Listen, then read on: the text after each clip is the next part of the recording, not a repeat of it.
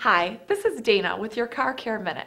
Imagine you're driving along in your car or truck and suddenly a yellow or red light illuminates on your dash, telling you to check or service your engine. If you're like most car owners, you aren't exactly sure how to react. This is often the most misunderstood indicator on your dashboard. The check engine light can mean many different things, from a loose gas cap to a seriously misfiring engine. Many times it can come on and you don't even realize a change in the way your car runs. It doesn't mean you have to pull the car over to the side of the road and call a tow truck. It does mean that you should get the car checked out as soon as possible. Ignore the warning and you could end up damaging expensive components. It can also be a sign that your car is getting poor fuel economy and emitting higher levels of pollutants. One of these is what this indicator may look like on your car. If you see one of these, you should give us a call to make an appointment and we can check out your vehicle to find out what it indicates.